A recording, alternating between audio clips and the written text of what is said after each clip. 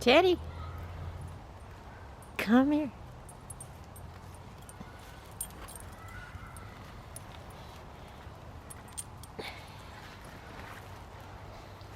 Hi, it's Alaska Granny. Let's talk about what are some basic seasonings and spices that you want to have in your pantry so that you can make meals and avoid food fatigue.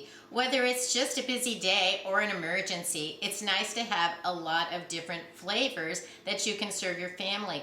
No matter if you just have beans and rice, if you season things up, they can taste like a completely different meal.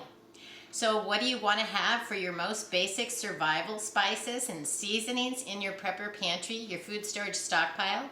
Well, we always want to start with salt and pepper. Think about the kinds of salt that you use, whether it's just a container of iodized salt, plain salt, Himalayan salt. And then if you do any kind of canning, maybe you want to make sure that you have the kind of salts that you would need to do the things that you like to do. If you're just shaking some over your dinner, just a plain old salt shaker will do. And plain old pepper too, because just salt and pepper can make a big difference in your meals. My next favorites are garlic powder and onion powder. I shake these into all kinds of things. Don't buy them as salt. They're adding a big old filler that probably you don't even need to add that much salt. You want the full flavor of the garlic and the onion. You don't want to add a whole bunch of more salt to it.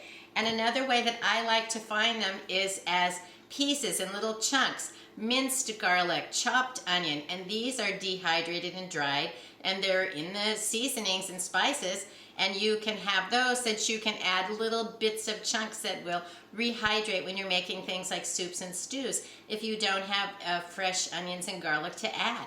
This can add a lot of flavor, and sometimes seeing the little pieces is nice.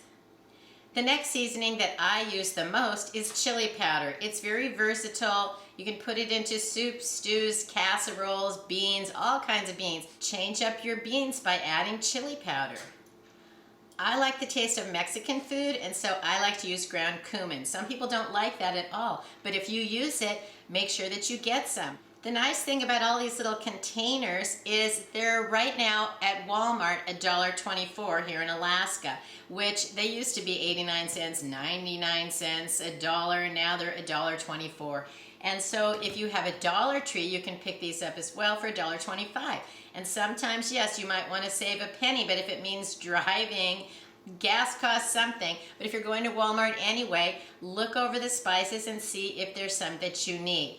I prefer to buy seasonings in the smaller containers because then I make sure, even if I have a backup container, that it's fresh, it's sealed nicely. When you have a great big container, if you don't have a big family, you don't possibly have a way to use it all up before it goes stale or just loses all of its flavor. Next, let's think about Italian cooking. Maybe you want some oregano and basil. You can sprinkle that in and jazz up your tomato sauces, your spicy casseroles. And you can also then combine them to make your own Italian seasoning. You can buy Italian seasoning, or you maybe look in your pantry. Maybe you already have those ingredients so that you can just put them in a little container and have them to use. Next, I like to have parsley flakes and chives. These are great ways to add that little sprinkle of green, gives your food an extra zippy flavor, and it's nice to have a different variety, different flavor. If chives and parsley are something that you enjoy eating, maybe you want to add those into your top seasonings to have to keep your food from being boring. I also enjoy the flavor of cilantro. If you like that and Mexican food is something that you enjoy eating, pick it up. And just like any other food, look over what the seasonings that you use most frequently. Those are the ones you should buy.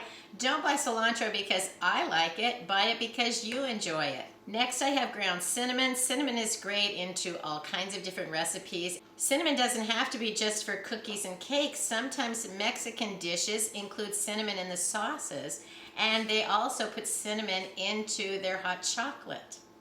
Another favorite of mine is paprika. I love to put it over things like hard-boiled eggs, sprinkle it into pasta salads, and then there's all different ways that I use it, but those are the ones that I use it the most frequently. So paprika is something that I like to have on hand. Cayenne pepper. If you really want to jazz it up, spice it up, put some cayenne pepper into your seasoning stockpile. But just remember, it's very spicy. Just add a little. If you want it more flavorful, you can always add more. Remember, you can add more, but you can't take it out, so don't overdo it.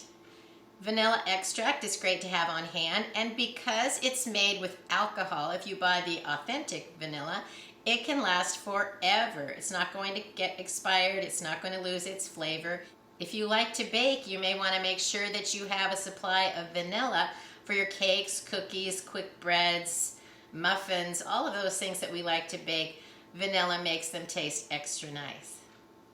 Bay leaves are a must. They're also called laurel leaves. You can buy them in a little container, but look at them sometimes in like the Hispanic aisle because they're common in Mexican cooking, and so you can find bags of them for not very much money. So not only are bay leaves great to add into your soups and stews, you can also put them into your dried goods when you're storing them. It helps repel bugs.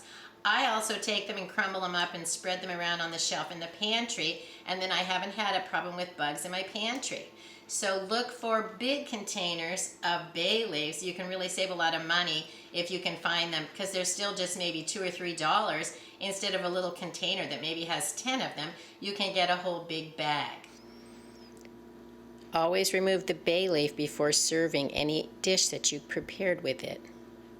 Then something I've used a lot of in the last few years that maybe you haven't tried and would like to is the Everything Bagel Seasoning. And it is so good. You don't have to just put it on bagels. You can put it into, say, pasta salads. I like to add it into fresh things. It gives it a little bit of more flavor.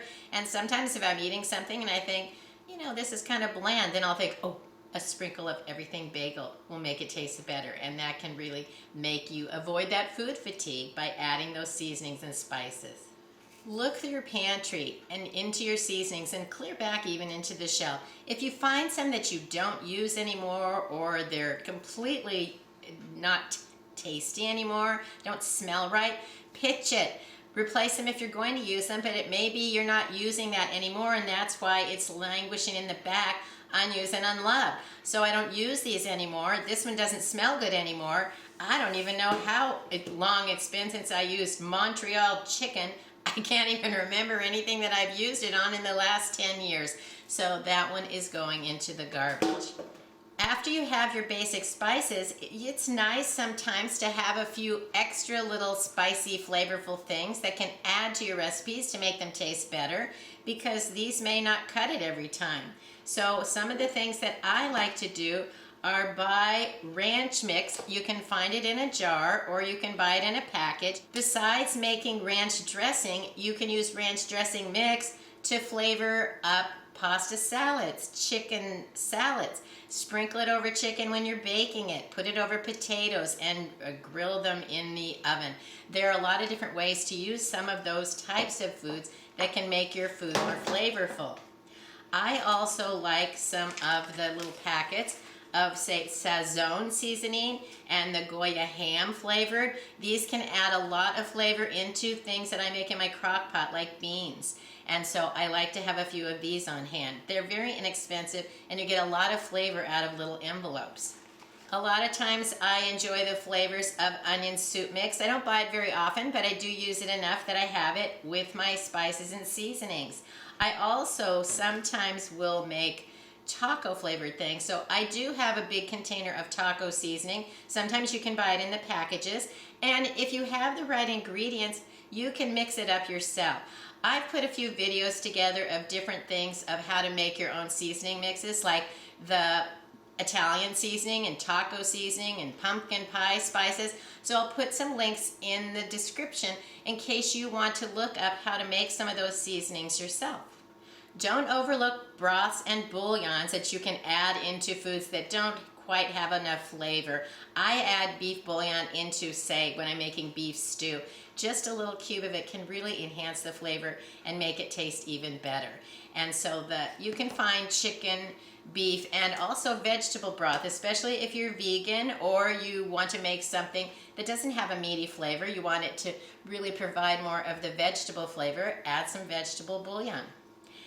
If you have a container with a shaker and you've used up everything that's in it, hang on to these. These are great if you want to mix together dry rubs. I save these up, mix up dry rubs to put over steaks and meats and ribs, and then you can sprinkle your mix all over your meat and rub it in just the way you like it. If you're looking for the starter seasonings for your food stockpile, or you just want to have the best flavors in your pantry that you're ready to make your meals, not have that same old flavor, avoid that food fatigue, kick it up a notch, even if you're only eating beans and rice. These are some of the seasonings and spices that I would recommend. When you go to someplace like the Dollar Tree, you can also look around because sometimes they'll have different kind of seasoning mixes. I picked up a few there before that really were very inexpensive, $1.25, and they were really a great addition to my seasoning stockpile. And so I recommend that you try some of those. But remember, if it's something you haven't tried before, get one, take it home and try it. You can always get another one later if it's something that you enjoy. Figure out what are the spices and seasonings that you use the most. That's what you should have in your pantry. Let us know in the comments below what other seasonings do you recommend that we have, and maybe even a little quick meal idea of how to kick it up a notch when we're trying to stretch our grocery dollars and be prepared for an unknown future. I hope you'll like my video, share it, please subscribe to the Alaska Granny channel.